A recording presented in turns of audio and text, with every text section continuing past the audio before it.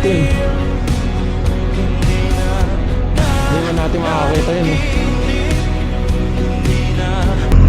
Alright guys, paalis na kami dito sa Barangay Dibut, San Luis, Aurora. So ayan, napakaganda ng vibes dito.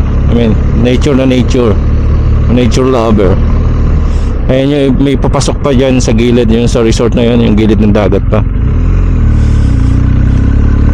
And then yung daan namin ngayon is yung kahapon dinaanan namin, may off-road. Pero konting off-road lang din. Galing yung San Luis Highway. Yung ngayon pauwi naman dadaanan namin yung kanan side is ano, yung bundok na yan is ano naman, pabaler naman. So sakto, papunta kami ng Pantabangan. Yun ang dadaanan namin.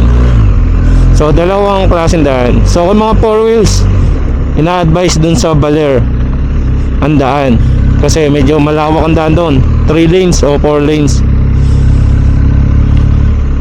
Dito kasi sa San Luis more on ganito kakitid, or mas makitid pa.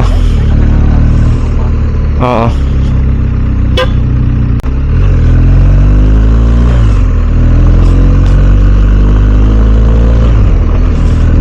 Yan o,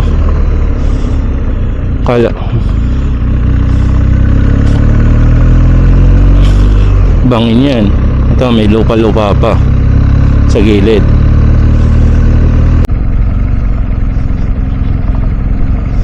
Oh, coming.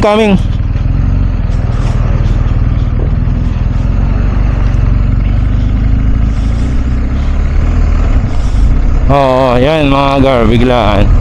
Pero okay rin naman, kaya naman. Yan kami galing gar. So yan side na yan. So this time dito kami. Dito nga ako pinadadaan. Oh, this time ito yung sabi namin putol. Nakita namin from to kami. Pero naputol siya. Inaayos or hindi, ginagawa. Hindi siya nasira. Oo. Bago kasi, hindi pala siya nasira. Oo. Ayan o guys, look at that oh. Kita mo from here, ganda ng view mo oh. Yun oh, Selfie 360. Oo. Oh, diba? Ang ganda no? Oh. Oh. Pero parang mas maganda view nyo ngayon dito. Ganda. Ganda guys oh. Walang ganun dumadaan.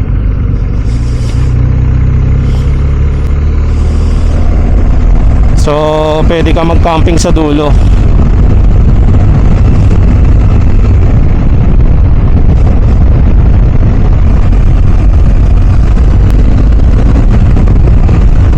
Ayan o.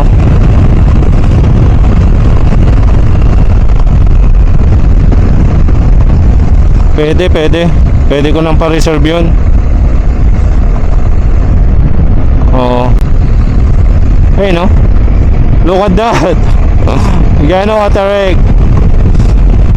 Look at that. Yung facing sa'yo is a beautiful trees formation, coconuts.